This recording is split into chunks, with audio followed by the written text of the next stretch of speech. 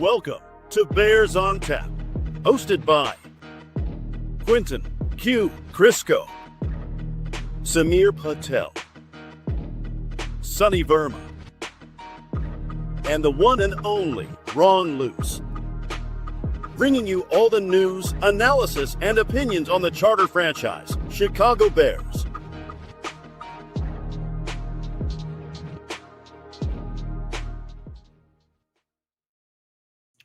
And welcome back to another episode of Bears on Tap.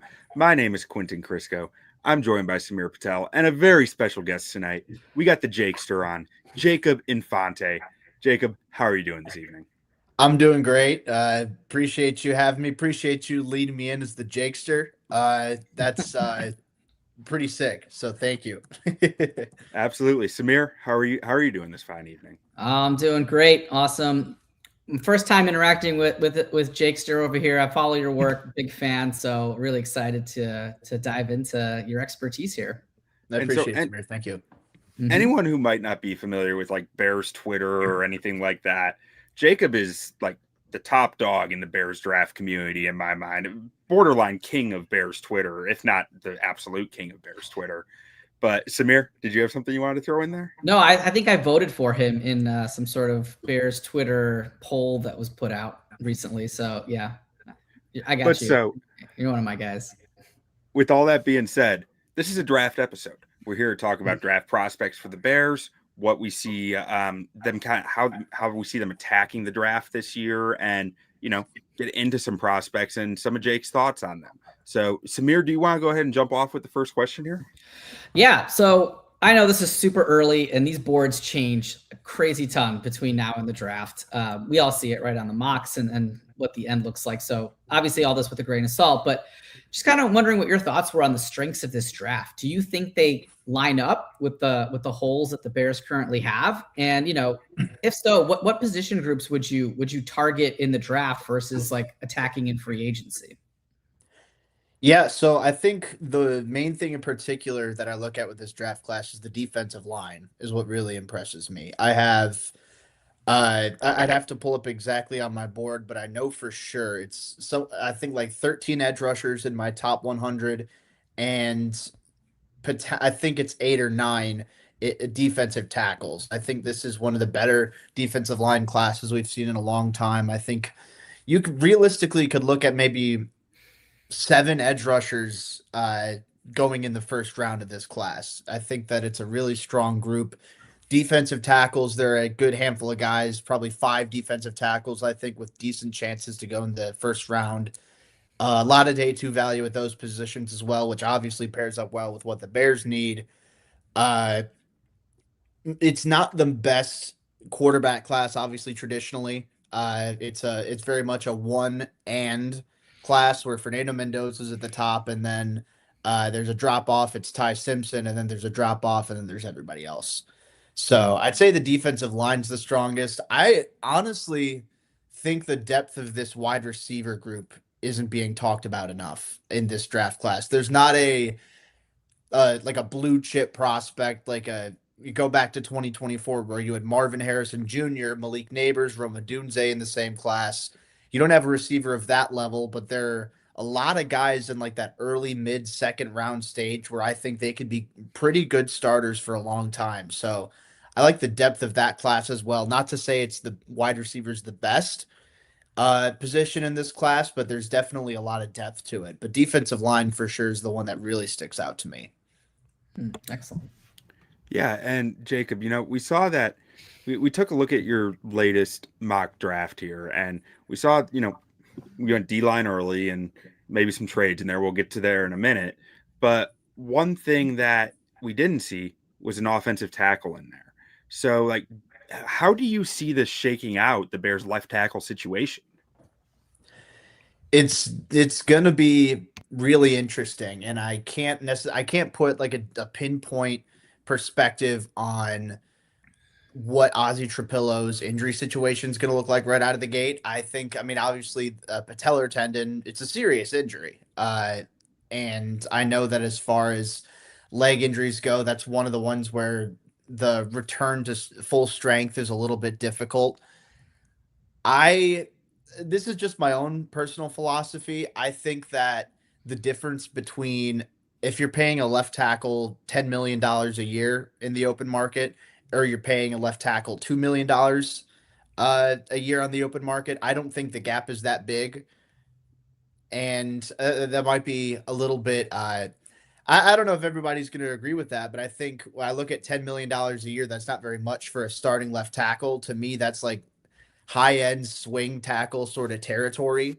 And a lot of those guys usually end up getting beat pretty consistently. So if I were to choose, I'd rather invest a little bit lower at the position because at least in this free agency class, I don't think you're going to find a long-term answer at left tackle.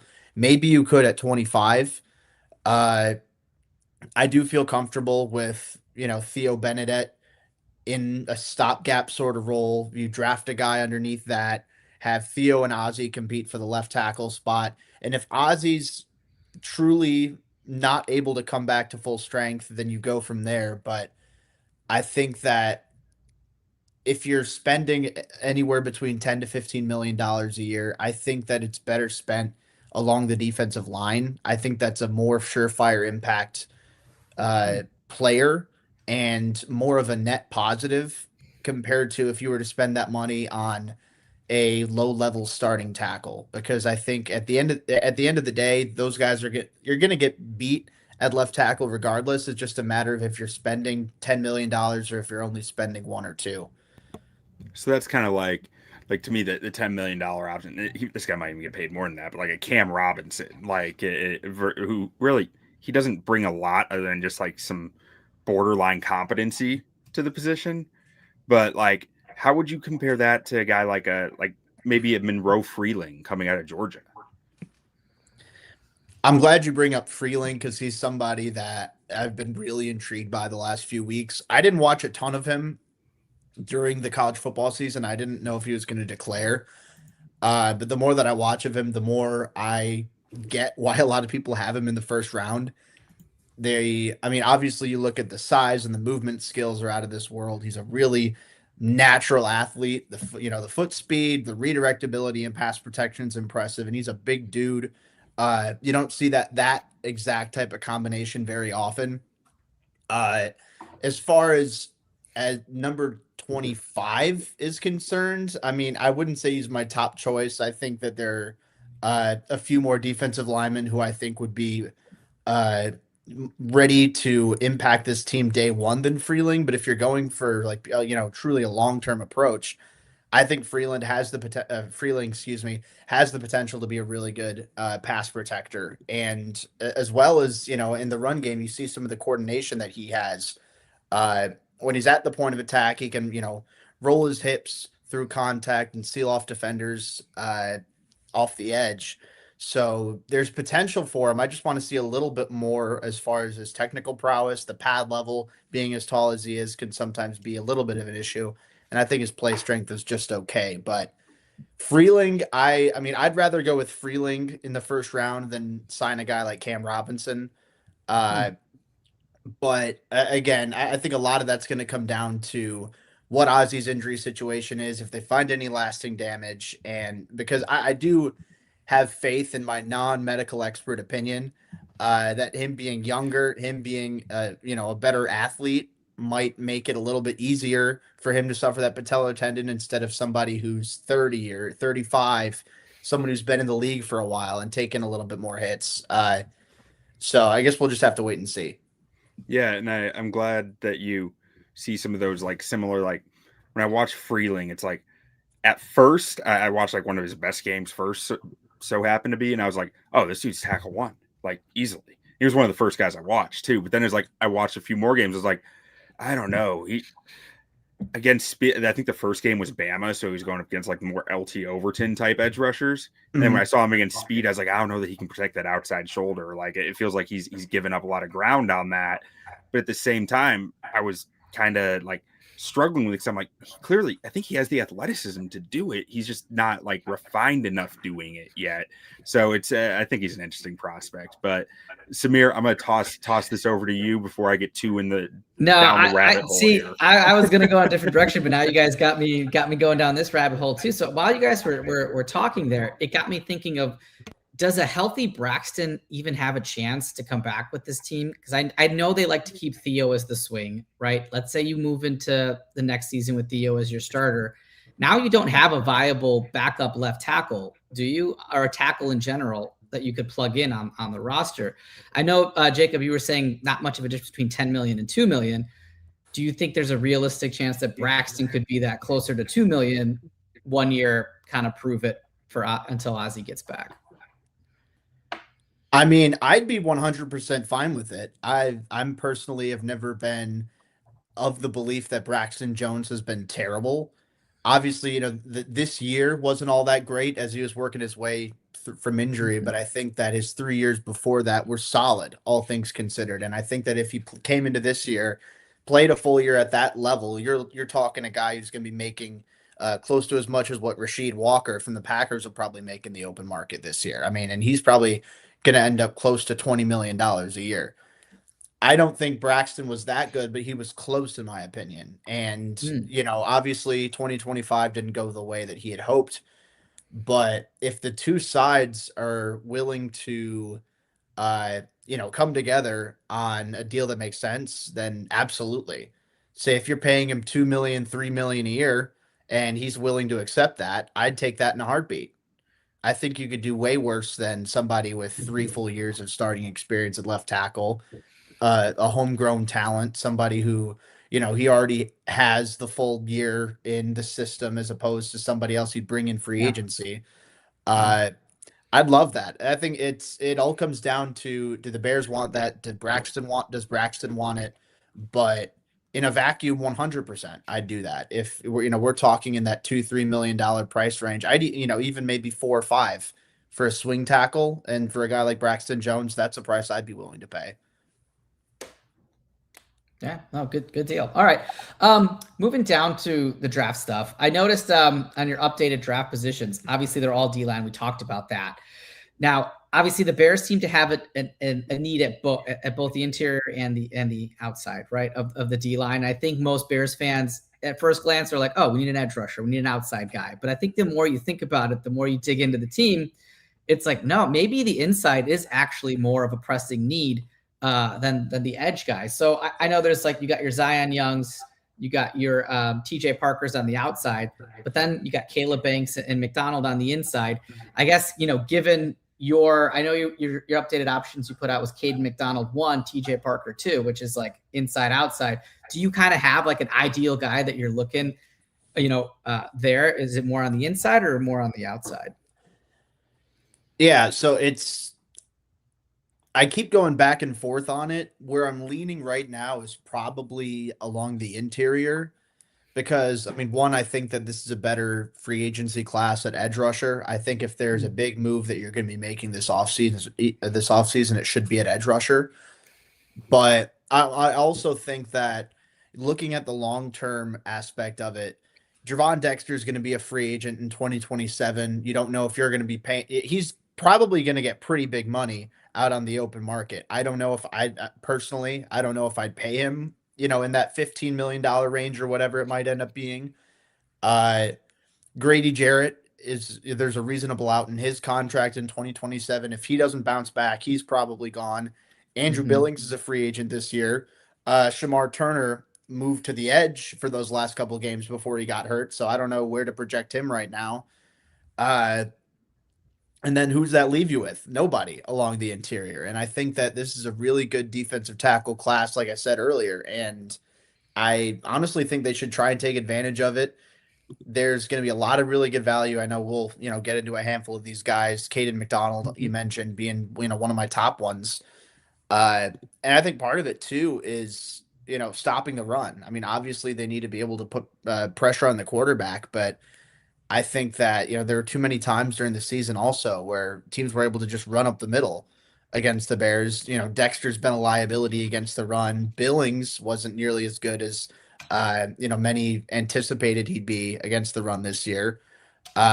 Jarrett, made a couple plays every once in a while, but nothing to the point of him being an impact player.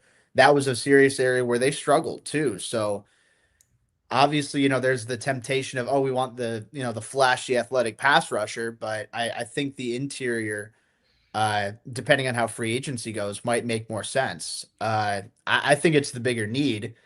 But if the Bears look at it as saying, hey, the value's better at edge rusher here, and we get into, some of the other guys that we'll be talking about, like I don't know, like a TJ Parker or an Akeem Mesidor or a Cassius Howell or something like that, then obviously I'd be completely fine with that. I'd love any of those picks, but I think the bigger needs at defensive tackle right now. So that's, as of right now, as of the way the roster is constructed, that's what I'd lean towards right now. And Jacob, just because you mentioned the edge, the free agent class at edge, I went and pulled this tweet of yours because you just put out this this awesome numerical value of edge free agents coming up, and if you want to talk through a little bit of what you found when you were looking at this.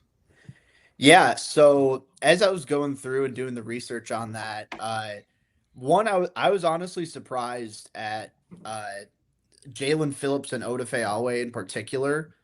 They graded out better than I was expecting, just because I admit I don't hear a ton from them. I mean, I'm not super tapped into Eagles or Chargers Twitter by any means, but I was impressed with how they graded out. Obviously, they're younger guys than a Khalil Mack or a Jadeveon Clowney, guys who are also going to be in this free agent class. But I look at those and it's like they're not too far off as far as pure value goes than Trey Hendrickson. Obviously, Trey Hendrickson's he's the big money prize of free agency. I think at edge rusher and arguably at any position. I mean, George Pickens is probably number one, and then Hendrickson number two. Uh, but yeah, Phillips and Awe, I looked at and it's like, okay, there's something there. And obviously, I scouted those guys when they were coming out of college, but naturally me being Bears centric, I don't watch those guys every single week. So I'm not as in the weeds, but to be able to look at it from this perspective, they both graded out very well. They both were very efficient for their respective teams. Alway in particular, stopping the run, I was pretty impressed with what he was able to do. So he's a little bit more of maybe if you're looking for a guy who can set the edge in the run game, Alway might be a better option. But Phillips looks to be the more consistent pass rusher in terms of generating that pressure in opposing backfields. So those two guys I look at, it's like if they don't get Hendrickson, I'd be very happy with either one of those two.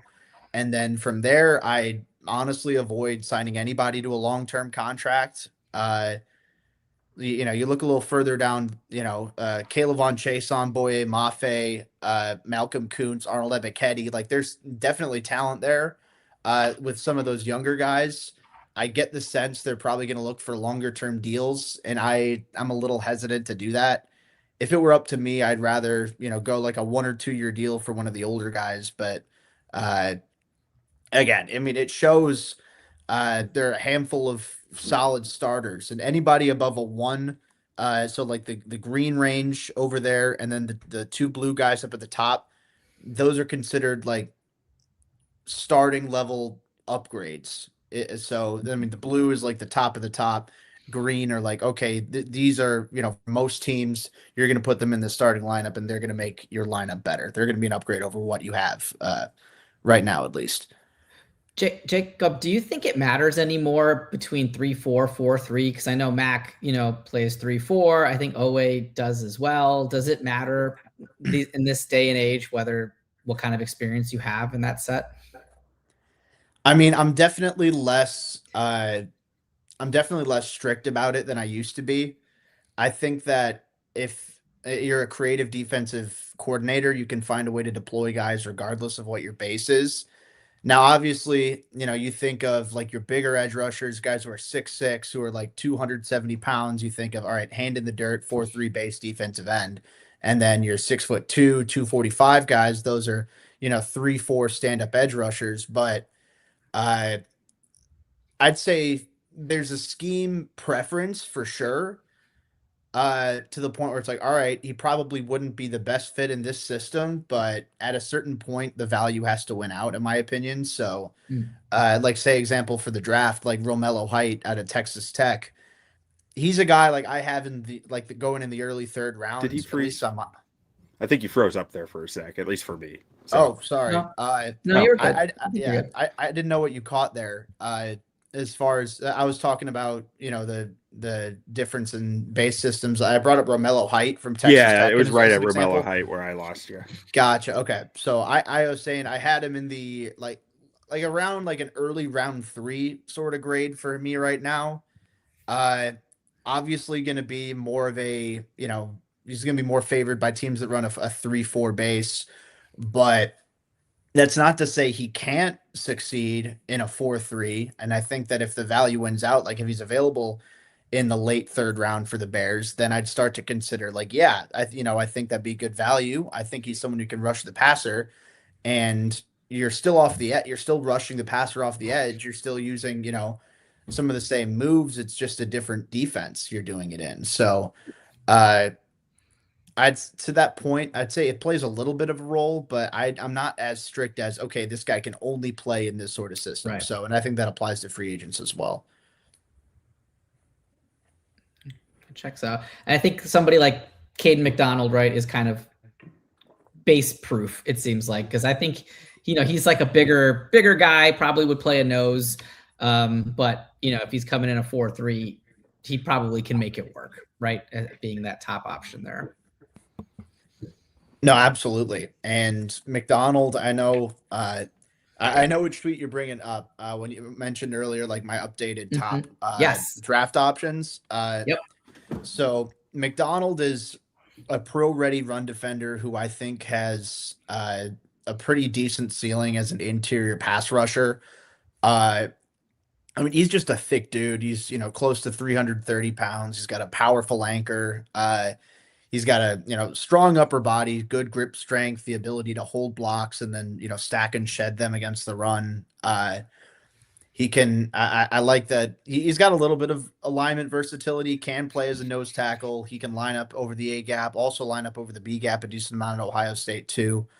For a bigger defensive tackle, he's got some good, some of that short area quickness. And I like what I've seen, honestly, and some of the finesse that he shows as a pass rusher. Now, I think that he's not the most like agile defensive tackle, and that can kind of affect, I think, his upside on stunts or if he gets out into space and chasing down scrambling quarterbacks. But I think he has enough burst in a vacuum to be able to generate that pressure and, mess up plays along in opposing backfields. So I like McDonald a good amount. I think he's someone that with his strength and his spatial awareness against the run, I think he's someone who's going to be able to make an impact pretty quickly in the NFL. Whether or not he, because he's a 3-down starter in the Right. NFL, I think a lot of that'll come down to, can he like work off the counters a little bit better as a pass rusher? Can he improve his flexibility and agility a little bit more? Maybe if you want to have him lose a little bit of weight too, to, in hopes that that'll make him a little more explosive. I think that could be on the table, but yeah, McDonald's someone I have in like that late round 1 range, and naturally the Bears at 25, needing a defensive tackle, needing someone who can Yeah. plug up the middle of the field. I think it's a natural fit. In my notes, I put, is he just a younger Andrew Billings? But it sounds like I'm selling him a little bit short there. Now, Jacob, and I think you guys jumped ahead to the potential prospects, which makes sense. But we wanted to highlight your most recent mock draft a little bit, and Yeah. Can you tell anyone who's listening or watching, one, where they can find your work, and two, what your thought process was through this draft that you put out there? Yeah, so as you can see here, I use the PFSN mock draft simulator. That's where I do a lot of my NFL wide and NFL draft content. So you can check me out over there. For Bear centric stuff, I've been at Windy City Gridiron for coming up on 9 years now, which is insane to think about. But yeah, that's where my Bears centric content is, whether it's the Bears itself or Bears related draft content. And then general NFL draft content and NFL stuff is over at Pro Football and Sports Network. So that and my Patreon is patreon.com/Jacob Infante. My full big board's there as far as like up to date ranking updates. You see those come in. And then my the free agency breakdown, the chart that Q and Samir showed just a little bit ago. You can see that for every single position. I ended up doing those scores for 200 of the top free agents and then ranking those based off of their scores. So you get a nice little free agency cheat sheet as far as who the top guys are this offseason. Good Awesome. stuff. So, I mean, when I first saw this draft, I was like, I mean, you have me at Kristen Miller like right away. He's like, I got first round grade on that guy. I love that dude. I love the way he plays ball, and I think Dennis Allen is going to bang the table for him. And we're going to talk about him a little bit more later, so we're not too much into him. But like, what about Kamari Ramsey? Safeties are not my field, so it's like I'd love to hear your thoughts on Ramsey there. So Ramsey, honestly, I think I'd have to go back and check. I think I ended up changing it. So I picked Ramsey in the simulator. After the fact, I ended up going back and writing in AJ Halsey, the safety from LSU. Yeah. I can go a little bit on both, honestly. With Ramsey, I think that he's a little bit more of a rangy, sort of free safety type of guy. I love that, his route recognition in coverage, how comfortable he is in zone, his fluidity, his ability to, shoot downhill coming out of his back pedal, that longitudinal agility, to, shoot downhill, jump on a route, make a play on the ball. I came away impressed by when I watched him on tape, and he's a willing tackler. I think there's a little bit more technique that I'd like to see, a little bit more proper form with him when he's, charging downhill and, breaking down to wrap up. And I don't know exactly how great the long speed's going to be with him. If he has an average 40-yard dash or something, I could see evaluators overthink him a little bit more, but I think he's just a rock solid safety in coverage in particular. I come away watching him. I think he's going to be a good starter in the league for a long time. I don't think he's ever going to be like top tier necessarily. I don't know if he has the athletic tools for that, but he's a smart player. He plays hard. At the very least, I think he can contribute on special teams pretty early on in his career. But the reason I switched it to Halsey is because I think that the Bears are going to extend Kevin Byard over Jaquan Brisker. And by think, I mean, I hope. I don't necessarily have any, sourced info on that, but I think that Byard's, tremendous, all pro season this year has earned him an extension. And I think that if you're going to, pay a safety good money, I think you pay the better one. And then Brisker, I think, is actually going to end up making more money annually just because he's younger and, he's got more football ahead of him. I think there's a better chance he gets a long-term deal. But, man, I don't know. Just some of the injuries that have piled up with him over the last few years. He's a good starter. I don't necessarily think he's irreplaceable. So I switched to Halsey thinking, okay, you're going to keep Byard. And then I think Halsey being like a 220-pound sort of, thick, physical, hard-hitting safety is a little bit better of a fit alongside Byard. I think his athletic testing is going to say a lot about how high he ends up getting picked, but he's got, really impressive ball production, something nuts. Like I think it ended up being like 9 career interceptions for him at the collegiate level. He can play in the slot. He can play in the box. He's an effective deep safety. He's got enough straight line speed. I mean, being a little bit heavier as a safety, he's not out here running a 4.3 as far as what you see with him on tape, but he's got enough fluidity in those 2 high shells with, good route recognition abilities, good understanding of what his assignments are. So I do think that they'll end up taking a safety early in this year's drafts within the first 3 rounds. Will it happen? I don't know. Maybe they want to free up money and instead of, making a splash in free agency. Maybe they want to be able to do that so they can afford to keep both of their safeties. I don't know, but if they don't do that, I think they keep one and let the other one walk. Then I think you're going to be looking for replacement in the draft. Now, looking at this mock, and you can replace the Ramsey with Halsey here, but outside of the first round, who is your favorite pick here as far as like that's just that fits like a glove? So I'm actually a really big fan of the Kyle Lewis pick, the linebacker out of Pittsburgh. I ended up getting him in the 4th round. I wouldn't be surprised if he ends up going round 3 because, look, I mean, for better or worse, I love those athletic linebackers, a little bit undersized sort of guys. And I think Lewis really fits that bill. He's a really good athlete, super explosive, sideline to sideline type of range, changes direction well. But the thing I really like is his route recognition and coverage. I think he's one of the better coverage linebackers in this class, potentially the best. Just because of how quickly he picks up on assignments, how quickly he picks up on route concepts, his quickness, coming in and out of his breaks. He's a little bit of like a linebacker safety hybrid, being a guy who's, roughly like 6 feet, 225, 230 pounds, something like that. But he's a smart player who plays, he's got a really high motor, chases hard in pursuit. So there's a lot to like with him there. And he maximizes every bit of that effort, with just how fast he is. So the athleticism, the effort, the instincts are all there. He's not the biggest, the most physical, taking blocks head on out there, but I think he's going to be, especially in sub packages right out of the gate. I think he's someone that could find his way into getting some solid playing time. I foresee the Bears releasing Tremaine Edmonds to free up $15 million in cap space. Whether or not they actually do that, I don't know. I wouldn't blame them either way. Honestly, I just feel like that's one of the easiest ways they have this offseason to free up more money.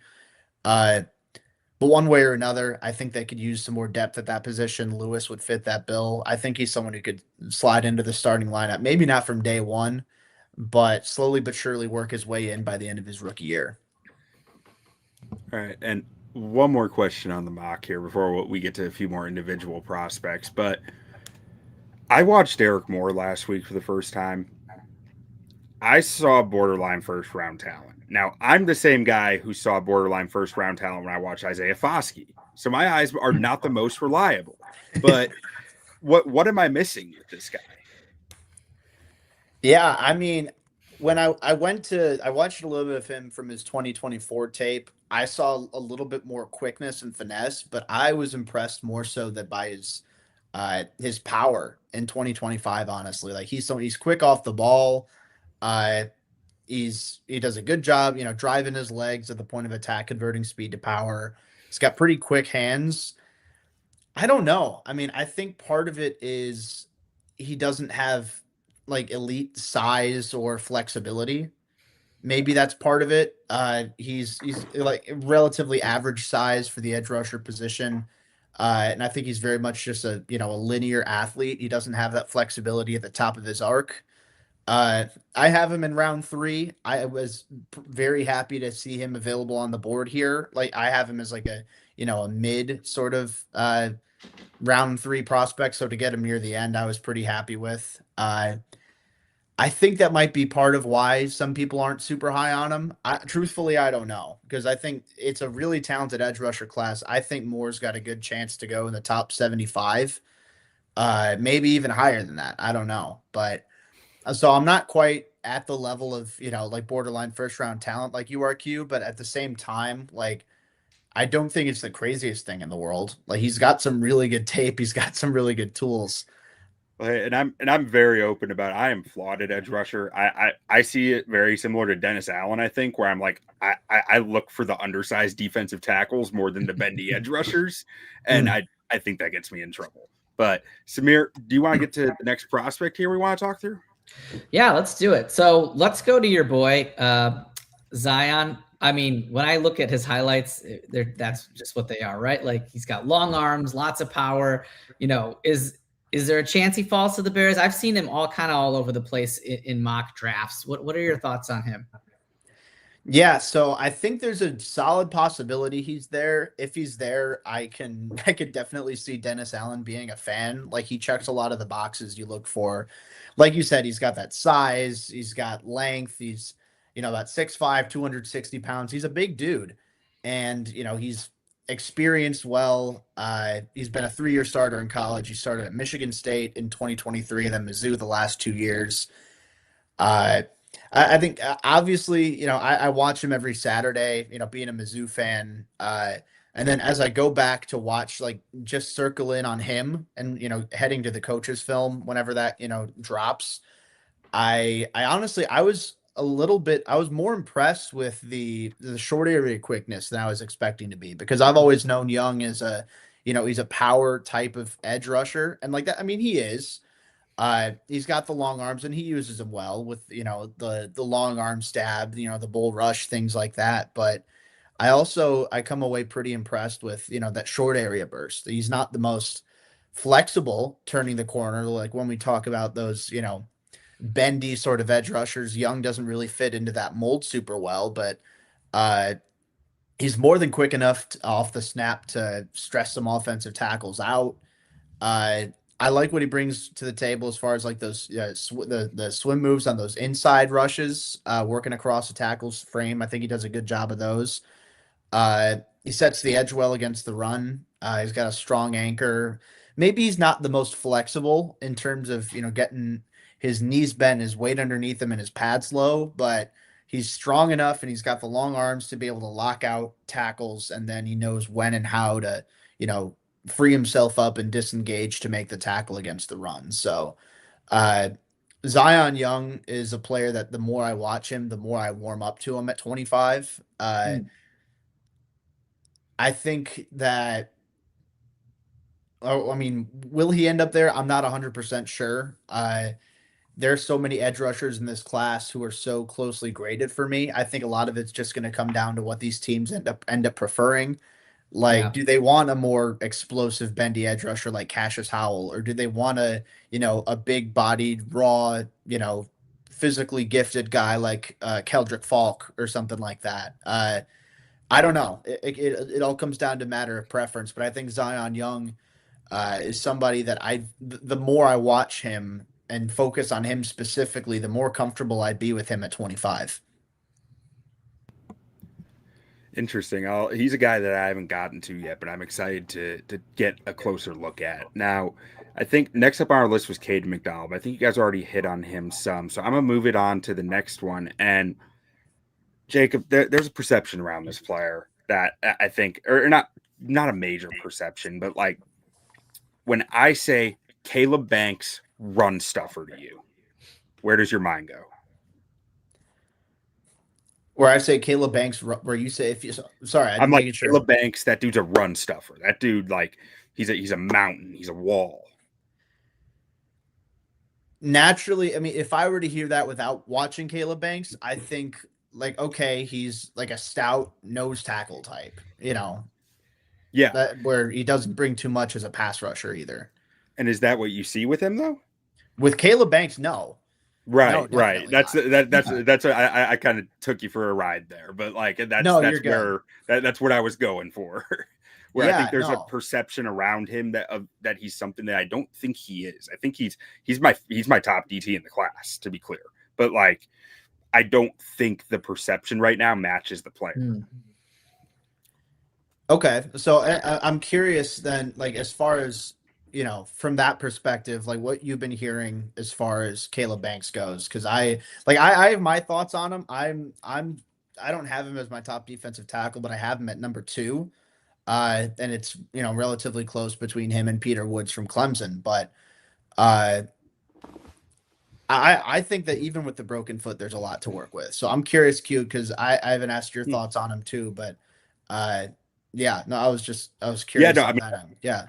I think that this guy has some wild burst and some wild pass rush ability and some really impressive run stuffing upside. But I think he's a long way from being a good run defender in the NFL. I think he's going to take 2 years to even get there to being adequate at it. That's when I watch him, I see a guy who's really raw and getting by on power as a run defender, where like we saw with Javon Dexter, right? Raw power doesn't get you good run defense in the NFL. You need technique with it, and I think that takes time to build.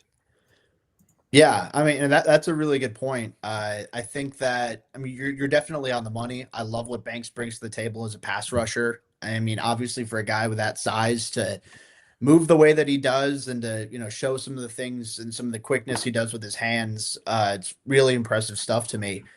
And I think you're right in that he wins a lot against the run with power. Uh, I think it's interesting you bring up Dexter because I think Banks kind of has a similar issue of he's so tall and the center of gravity is so high that it makes it tougher for him to stay low. And naturally, I think his form as a tackler isn't all that great. Uh, and look, I think Banks is stronger than Dexter was coming out, and I have a higher pre-draft grade on Banks than I did on Dexter for heavily on that reason. But I definitely see where you're coming from in that I think some of the technique isn't all the way there yet. There's some times where, I mean, yeah, he's just bigger and stronger than the other guy, so he can plug up the gap naturally. But I think that we talk about with, Kaden McDonald, where I think he's got a little bit better spatial awareness working through blocks against the run, where Banks isn't all the way there yet. I think Banks is a freakishly high ceiling. I think that when you factor in the broken foot and the fact he's a little bit raw around the edges, I mean, I would have really loved to see him play a full season. I think that would have been huge for his development. But as it stands right now, he's still probably like a late first round guy. Maybe early second. He could fall into the early second if teams have a little bit of concern over the foot. But my thinking is he performed really well at the Senior Bowl. He looked just fine there. I think that teams are going to end up being okay with him in the long run. But Banks is someone that I keep going back and forth on for the Bears because I think he'd be a great value addition. But as far as day one impact goes, I think he might be a little bit raw around the edges. It might take him a year or two to fully get acclimated. Yeah, I agree. Funny story with him. So like the broken foot this year, right? I wasn't aware of that when I started watching him. So obviously I went to the 2025 tape that I could find. And it was he played one game in the middle of the year and then he missed the rest of the year or something like that.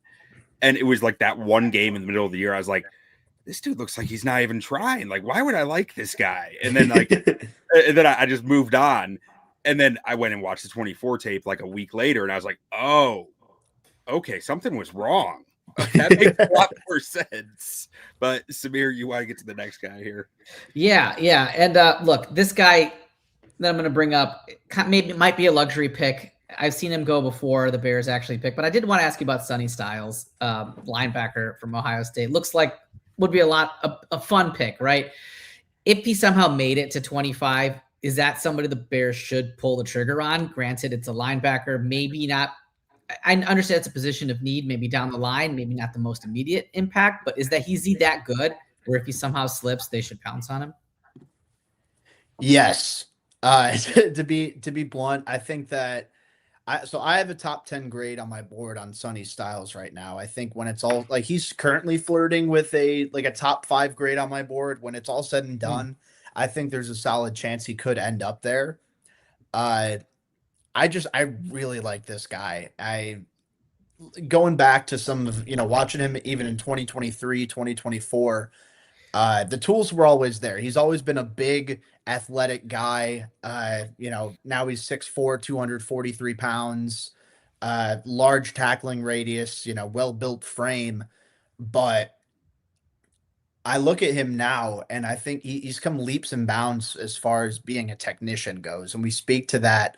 The tackling ability in particular, I know earlier on in his career, he'd be a little bit irresponsible with some of the angles he'd take in pursuit, and maybe his form wasn't necessarily as good as it needed to be. He only missed 2.2% of his tackle attempts in 2025. Wow. So he was just a very consistent form tackler I think he's done a lot better of breaking down in space, squaring up to the ball carrier, and then wrapping up and dragging him down. And the processing is a lot quicker now than it used to be. It's still a work in progress sometimes, but I feel like he's a lot smarter now. He's a lot more instinctive than as opposed to earlier on in his career. He was almost completely reactionary. He's athletic enough to cover tight ends and man coverage. You can kick him out in the slot if need be sometimes. He took a lot of reps as a deep safety in 2023 as well. So I don't Yeah, think you're going to be playing him there in the NFL, but it's nice to have. got some He's Urlacher somebody vibes.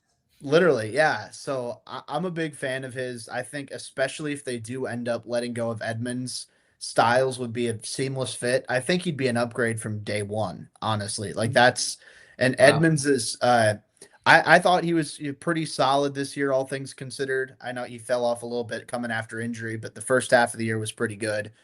Uh so to say that with Styles, I think there's a really high ceiling with him. I don't think he's going to end up falling to 25, like you said, but uh, if he's there, I'd be ecstatic with that pick. Now, keep an eye. I feel like we're like almost all D line on this, but Yeah. TJ Parker, McShay just had him in his most recent mock going to the Bears. What were your thoughts watching him, and what do you think about his production drop off that happened in 2025 at Clemson here? Yeah, so I think that Parker, just because he was him being a first round pick early on in the pre-draft process, like we're talking like April, May, and then the summer of 2025, he was a pretty consensus top 10 or at least first round pick. I think a lot of people come into this season expecting, all right, he's going to have a super high ceiling. I don't get the sense that was ever who he was. I think he was always more of a high floor type of guy, a late first, early second type of player.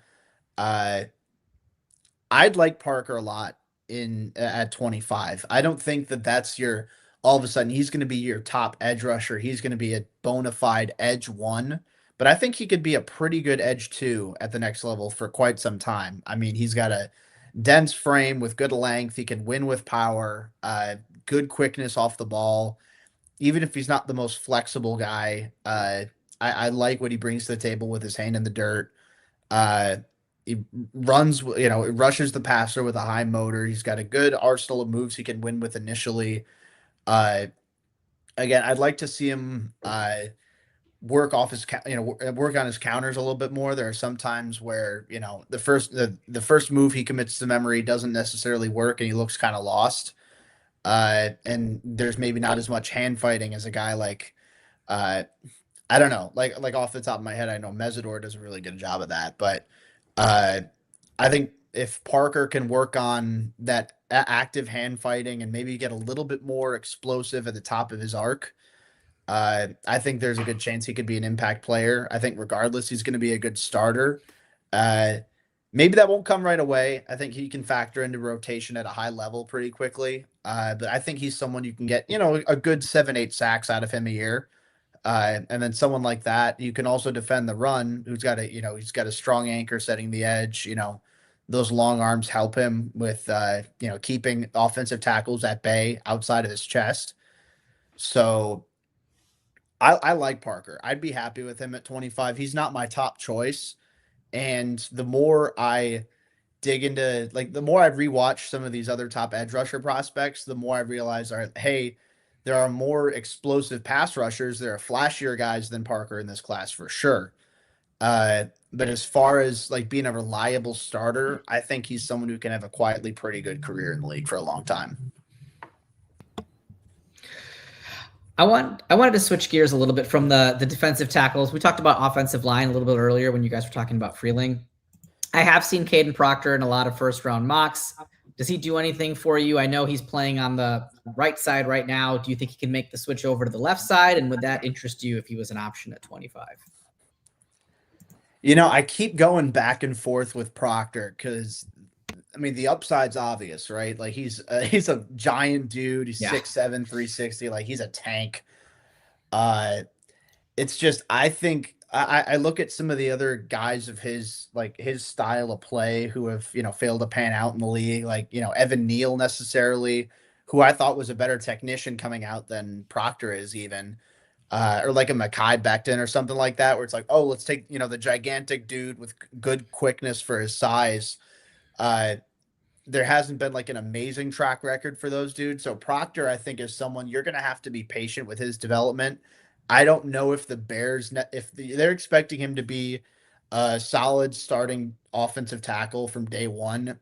I don't know if they'd get that. I anticipate there's going to be a pretty steep learning curve for Proctor, but the upside is through the roof. I mean, you see when he gets his hands right, he's extremely strong. His anchor is insane. He's, the initial power in his jabs is really impressive. He's shown that he can, especially in his 2024 tape, I thought was a little bit better, but he can work to reset to, get inside hand placement. I think the size adjusted athleticism is good. For a guy who's that tall, he's shown in pass pro that he can keep his pads relatively low.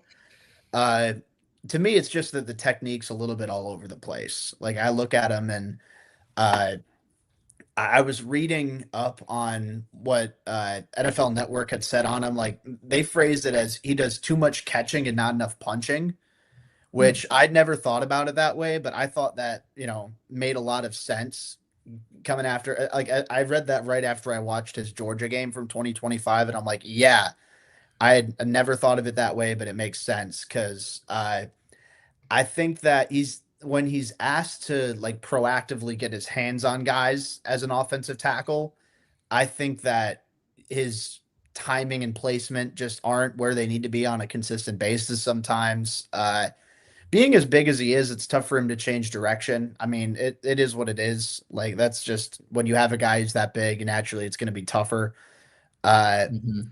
I almost wonder if he's a guard at the next level, honestly, just because I think that there's some times where being out in space can expose him, and it negates some of the strength that he has to play with, as opposed to in more condensed spaces, you could just knock guys around. It's easier to use that strength and that power to drive guys off the ball. Whereas at tackle, you have to be a little bit more refined, a little bit more mobile than Proctor is. So again, I think the upside's really high with him. I'm just wary about him for the Bears timeline. If you're looking to compete now, I don't know if he's going to be a good fit, but if he, again, like the ceiling's nuts. I think he's going to go round one off of that, but I just I don't know. As a fit for Chicago, I'm just not sure. With Proctor, like one of the things I struggle with is I'm with you. I think he might be a guard, like, but he's a 6'7" guard. I think he plays with good bend and like good pad level and all that, but he's still a 6'7" guard. So if your quarterback wants to use the middle of the field and they're not Justin Herbert or Drake May height, Yeah. I'm always going to have some concern about that. But anyways, I'm going to skip a few names ahead to a guy who said you were pretty high on, and that's Peter Woods. And I'm wondering, it seems like he's been kind of all over the place on a lot of boards lately. So why, like, what do you think is driving some of that indecision around him, and why are you so comfortable with him as your DT1? So I get why a lot of people have soured on Woods. I mean, the production, the drop from 2024 to 25, it's there and it's something to factor into his evaluation for sure. But I, watched a good handful of his games and I feel confident in him as a technician and from a physical perspective to say, all right, he's got the quickness and he uses his hands well enough. I feel good about him being, making an impact right out of the gate. Uh, with him in particular, I love the first step he plays with. I think that when he's allowed to, just pin his ears back and go after the quarterback, he's, explosive in his first step. Uh, he's had some experience rushing off the edge, as going out as a five tech as well. And I think so you can see some of that and just how disruptive he is up the middle. I like him a lot as a three tech, or have him directly over the guard as a two tech, one way or the other. But I think in addition to that speed, he's got good overall finesse in his hands. I think there's some good foot speed, or not foot speed, hand speed there. Uh, I think he, especially, I go back to the inside moves with him. I like the swim he utilizes, the jab step that he has is pretty explosive, and he's quick out of that. I like the awareness that he brings as a run defender. I think that, like we talked about with Caleb Banks, maybe not knowing, all right, there's a runner coming up my gap. Now I need to free myself up, figure out how to do that so I can make the tackle. I don't think that situational awareness is an issue with Woods. I think he's pretty sound in figuring that all out.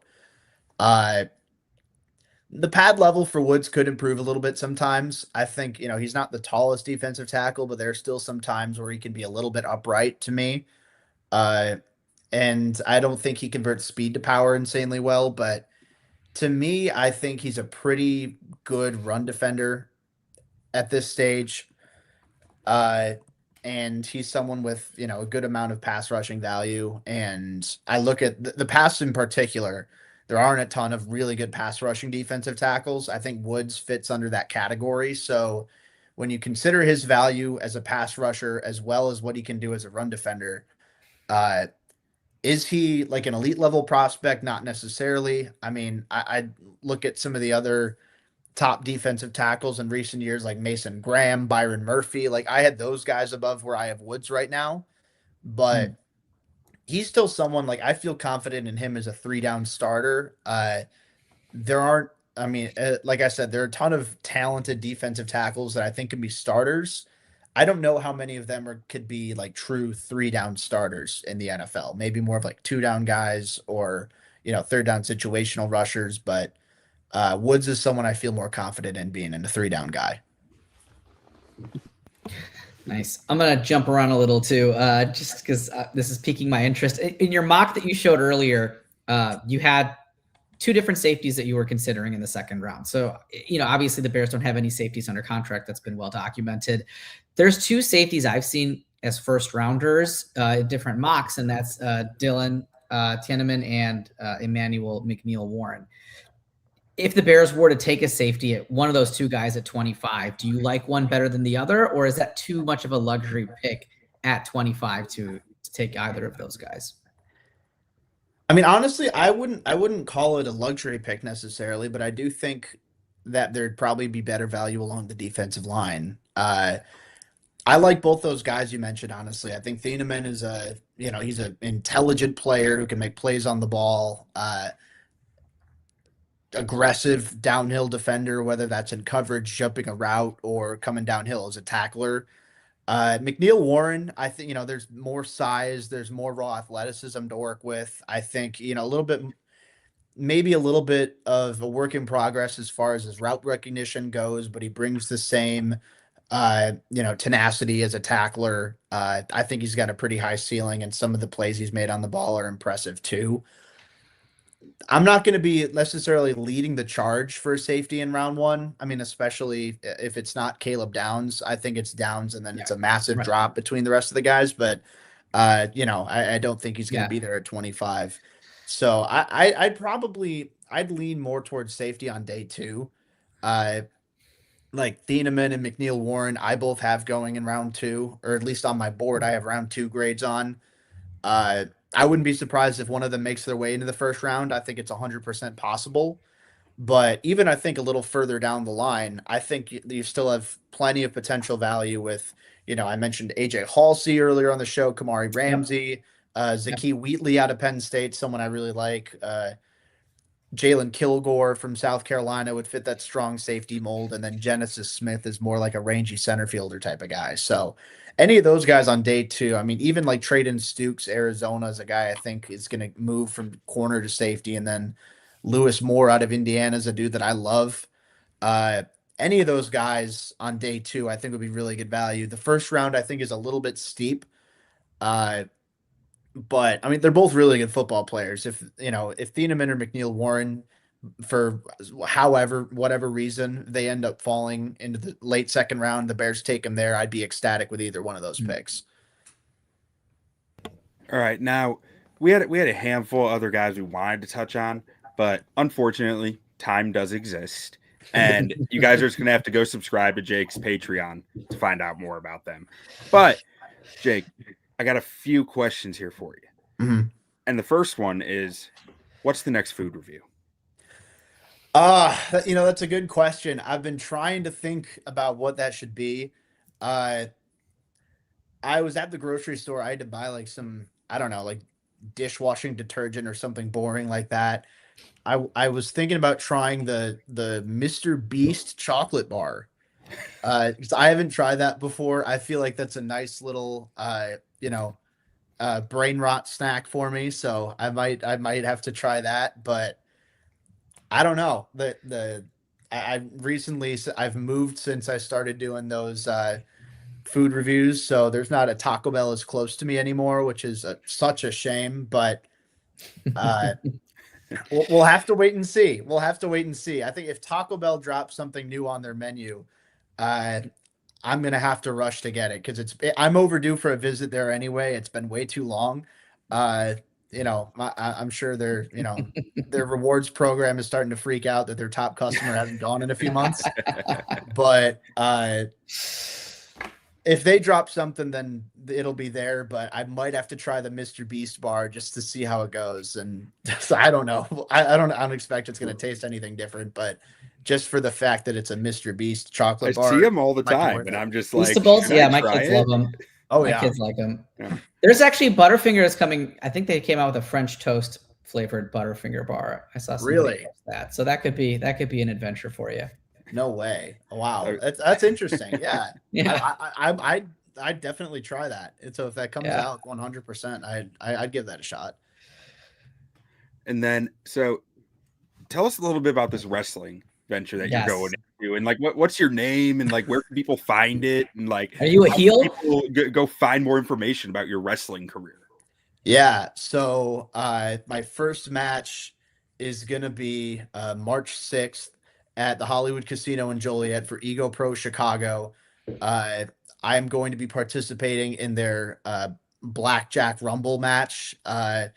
So this is something I've been training for a while. I've kept it on the down low, just because I want to taking it seriously. I don't want people to think I'm in it for clout or anything. So uh, I started training sometime last year, and I've been working at it for a long time. And this will be my first match.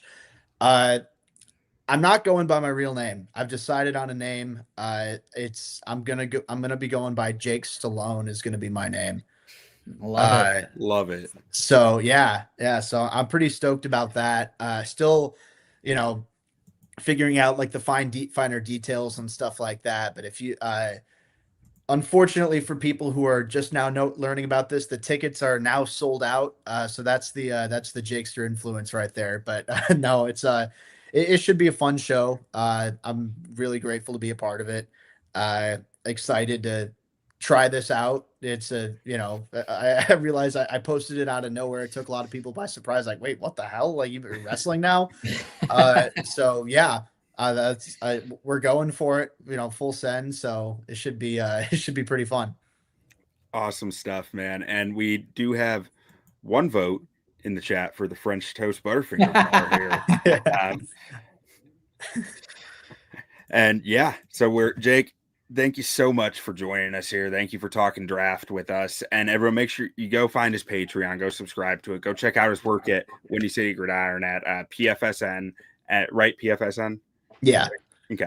I want to make sure I wasn't goofing that.